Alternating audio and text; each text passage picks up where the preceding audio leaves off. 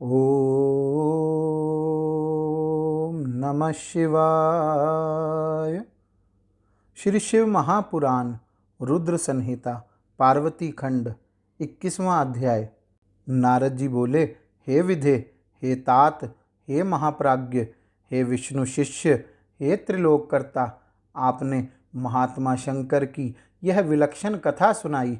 शिव के तृतीय नेत्र की अग्नि से कामदेव के भस्म हो जाने पर और पुनः उस अग्नि के समुद्र में प्रवेश कर जाने पर फिर क्या हुआ? तदंतर हिमालय पुत्री पार्वती देवी ने क्या किया और वे अपनी दोनों सखियों के साथ कहाँ गई? हे दयानिधे, अब आप इसे बताइए। ब्रह्मा जी बोले, हे तात, हे महाप्राज्ञ, अब आप महान लीला करने वाले मेरे स्वामी चंद्रशेखर के चरित्र को आदर पूर्वक सुनिए।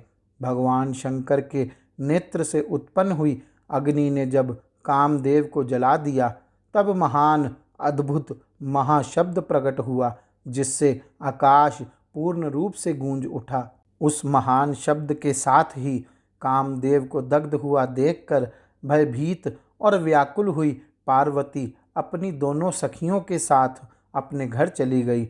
उस शब्द से परिवार सहित हिमवान भी बड़े आश्चर्य में पड़ गए और वहां गई हुई अपनी पुत्री का स्मरण करके उन्हें बड़ा क्लेश हुआ। इतने में ही पार्वती भी आ गई। वे शंभू के विरह से रो रही थी। अपनी पुत्री को अत्यंत विहल देखकर शैलराज हिमवान को बड़ा शोक हुआ और वे शीघ्र ही उनके पास पहुँचे। वे हाथ से उनकी दोनों आँखों को पोंछकर बोले, हे शिवे, डरो मत, रो मत। ऐसा कहकर उन्हें पकड़ लिया। इसके बाद पर्वतराज हिमवान ने अत्यंत विहल हुई पुत्री पार्वती को शीघ्र ही गोद में उठा लिया और वे उन्हें सांत्वना देते हुए अपने घर ले आए। कामदेव का दाह करके महादेव जी के अंतर्ध्यान हो जाने पर उनके विरह से पार्वती अत्यंत व्याकुल हो गई और उन्हें कहीं भी शांति नहीं मिल रही थी। पिता के घर जाकर जब वे अपनी माता से मिली, उस समय पार्वती ने अपना नया जन्म हुआ माना। वे अपने रूप की निंदा करने लगी और कहने लगी, हाय मैं मारी गई। सखियों के समझाने पर भी वे गिरिराज कुमारी कुछ समझ नहीं पाती थी।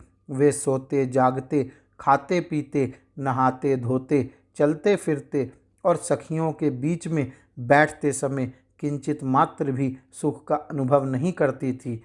मेरे स्वरूप, जन्म तथा कर्म को धिक्कार है, ऐसा कहती हुई वे सदा महादेव जी की प्रत्येक चेष्टा का चिंतन करती रहती थी।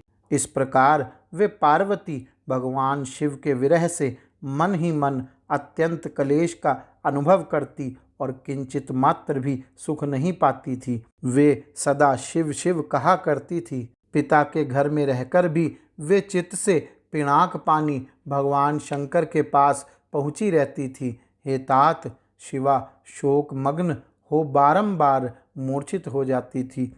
शैलराज हिमवान, उनकी पत्नी मेनका तथा उनके मैनाक आदि सभी पुत्र जो बड़े उदारचित थे, उन्हें सदा सांत्वना देते रहते थे। तथापि वे भगवान शंकर को भूल ना सकी। हे बुद्धिमान देवऋषि, तदंतर एक दिन इंद्र की प्रेरणा से इच्छानुसार घूमते हुए आप हिमालय पर्वत पर पहुँचे। उस समय महात्मा हिमवान ने आपका सत्कार किया। तब आप उनके द्वारा दिए हुए उत्तम आसन पर बैठकर उनसे कुशल पूछने लगे। उसके बाद पर्वतराज हिमवान ने अपनी कन्या के चरित्र का आरंभ से वर्णन किया कि किस तरह उसने महादेव जी की सेवा की और किस तरह हर के द्वारा कामदेव का दहन हुआ।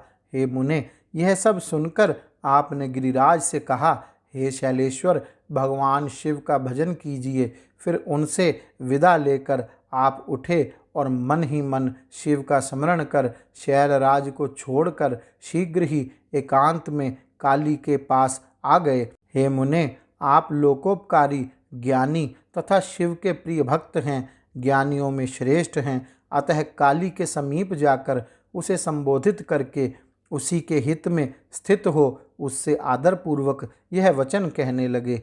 नारद जी बोले, हे काली, तुम मेरी बात सुनो।